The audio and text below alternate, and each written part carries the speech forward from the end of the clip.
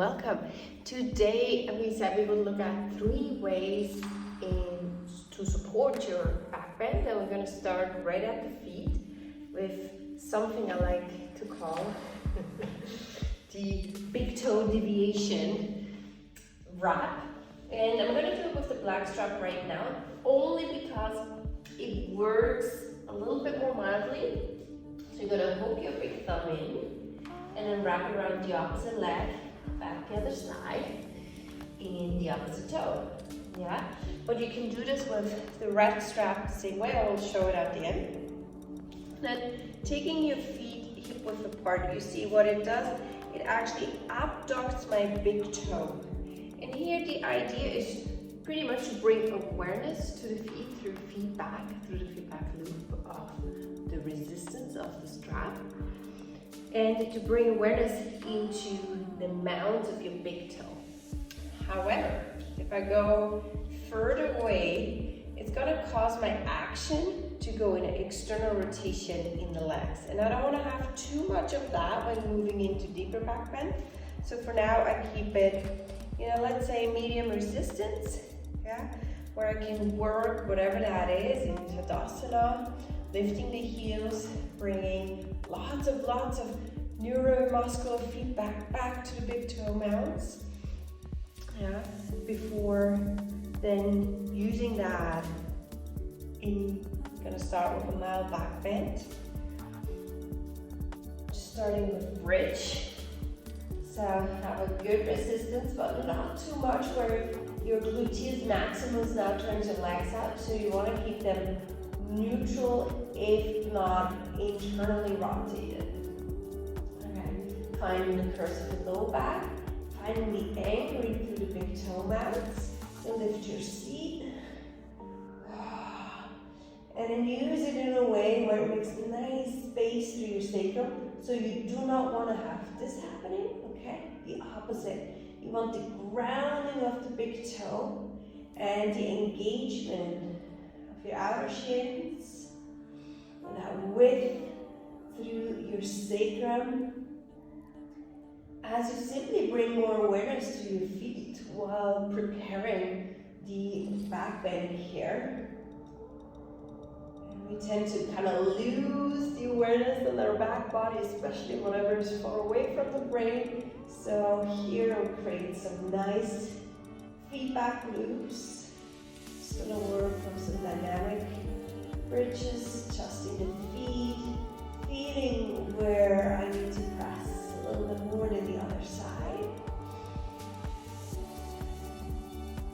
And whatever preparatory exercises you do, after a while you will feel, if I turn in, your feet very aware of the anchoring that is required to move into deeper back bend.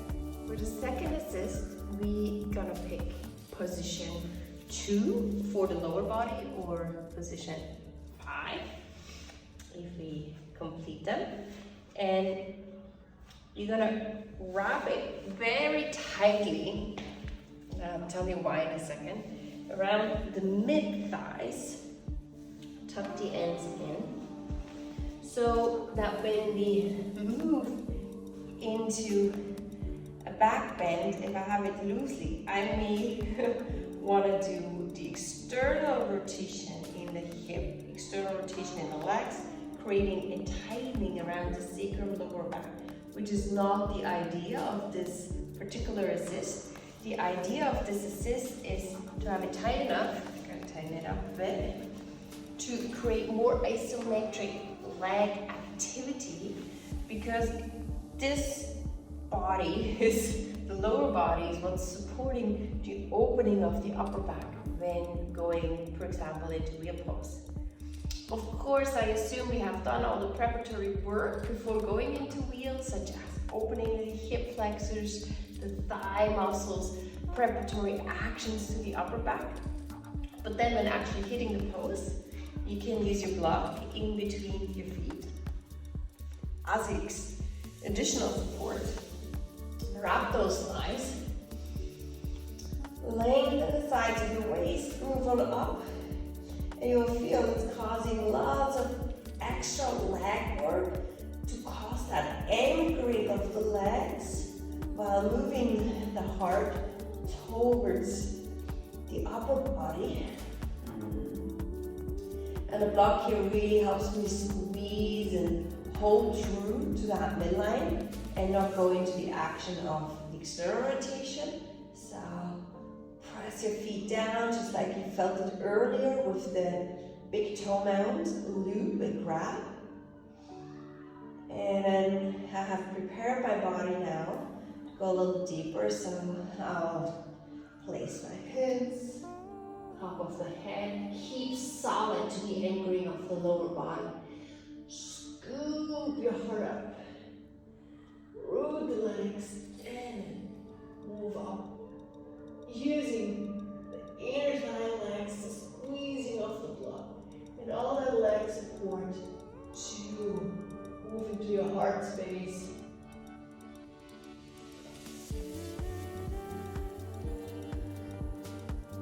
Same action maintains control as you slowly come down. And just rest in the natural curve of your back for a moment before adding a couple more.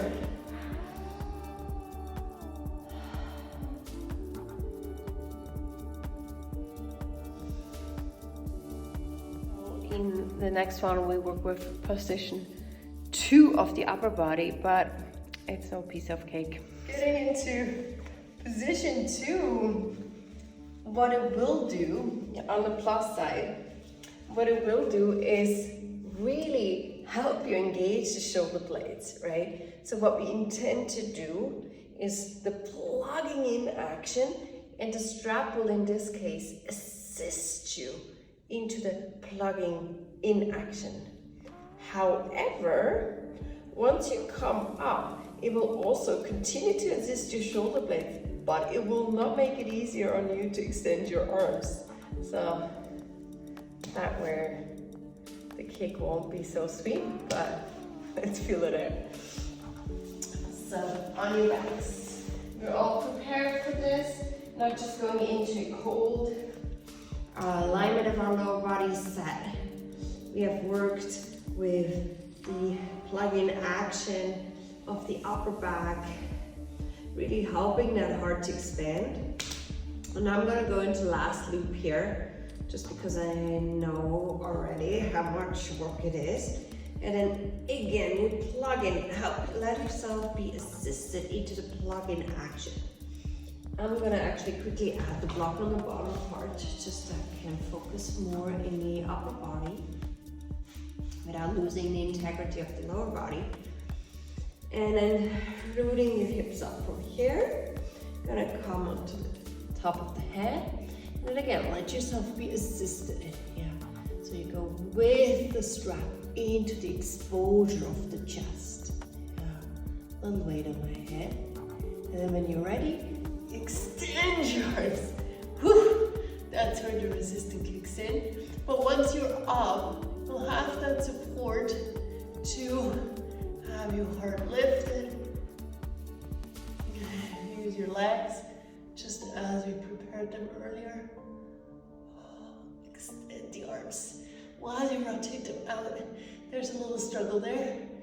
And chin to chest as your arms are now ready for some rest. All right. I hope you have enjoyed these plays on assisting Urdhva Dhanurasana. Let me know what you think. Let me know if you have some other ways you assist your body, and I'll see you next week. Thanks so much.